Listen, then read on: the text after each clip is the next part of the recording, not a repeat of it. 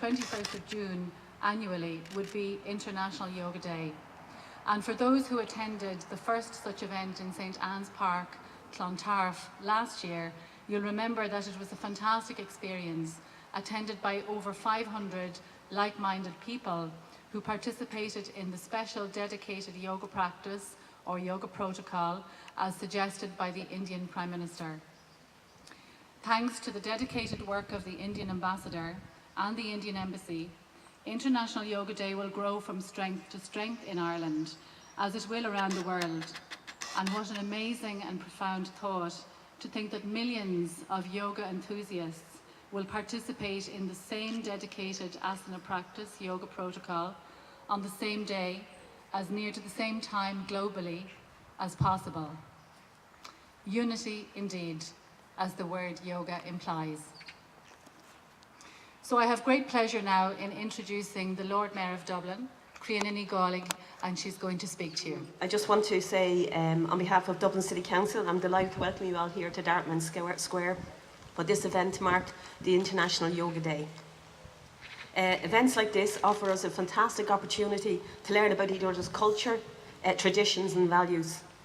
As we approach the International Day of Yoga, I am delighted to be supporting the Indian Embassy in Ireland to bring awareness to this ancient Indian practice. Many Irish and Dublin people practice yoga now, and Dartmouth Square in Ranelagh is one of the most popular venues in our city for weekly yoga classes. We all need to build on any practices that promote physical and spiritual health and respect for fellow human beings and the nature. To see such an event taking root and develop a special place on the events calendar for Dublin City is a credit to all of your community and those organising this event, both on behalf of the city and those of Indian background. In modern society, it is extremely important as a city and a country to continue to enhance and build economic, social, educational and cultural links with countries like India and to encourage diversity among our people. These are the reasons why we welcome and celebrate interculturalism and connect with many cultures here in Ireland. Promoting respect for all is core to what we must do to combat hatred and discrimination. We remember today in our thoughts those who have died and suffered in the past month due to hatred. Cóhrón na crí dóibh siúd uilige for bás ar na mallaimh de Harvah fua agus latrum. I would also like to pay credit to the South East Area Community Section and Park Section of Dublin City Council, who are working each year to promote community cohesion, interculturalism and develop the cultural richness of our city. Dear friends and children, it is indeed a great pleasure for me to welcome you on the second International Day of Yoga. As was mentioned, we had the first International Day in St. Anne's Park in Clontarf, which was a brilliant success.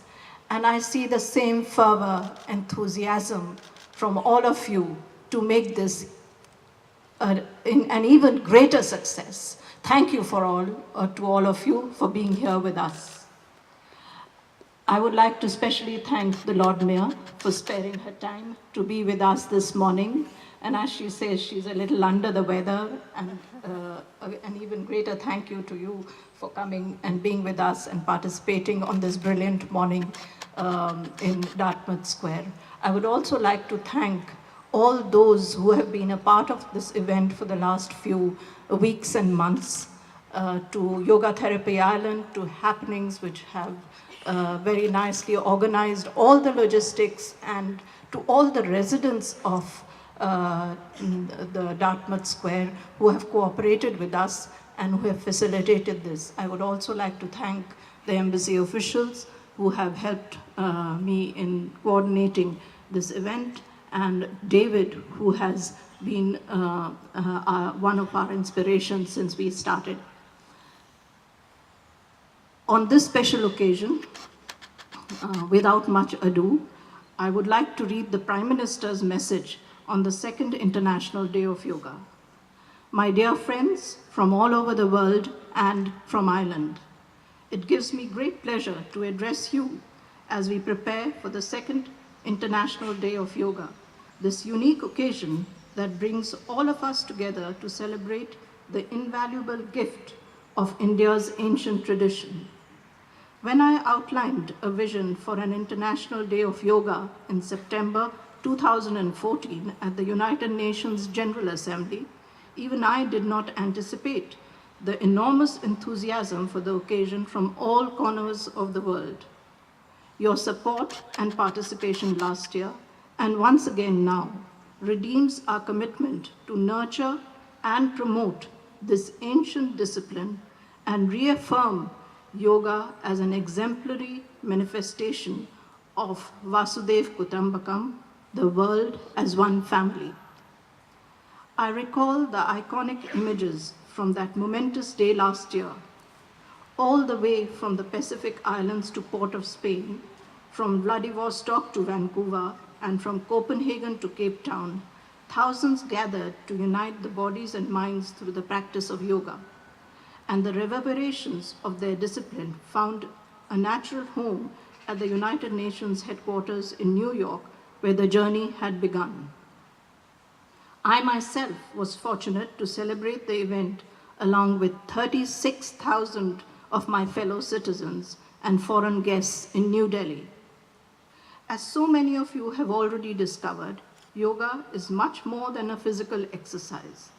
It enables us to access a new dimension of the self, even while providing a holistic approach to preventive health care and well-being.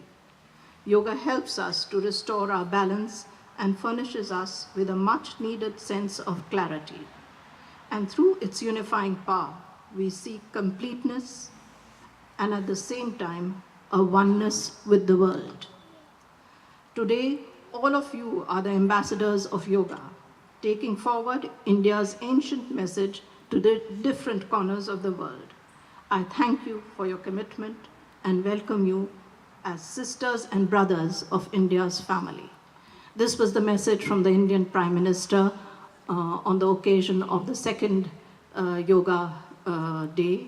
And as you know, the Yoga Day is on the 21st of June, but for convenience of all, we thought it would be a much better idea to get together as a community over the weekend. And I think the weather gods have cooperated with us. We don't know what it will be like on the 21st, but we can all celebrate together the International Day of Yoga. Without much ado, I think I will invite Mary Kennedy and the children who will be reciting some of the shlokas before the yoga protocol begins. I hope you have a wonderful morning and a wonderful community spirit as we celebrate the Yoga Day today. Thank you.